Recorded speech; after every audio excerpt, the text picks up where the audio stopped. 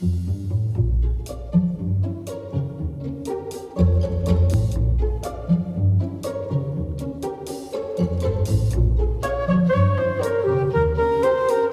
challenge was just to find the pieces that would fit his minimalist style.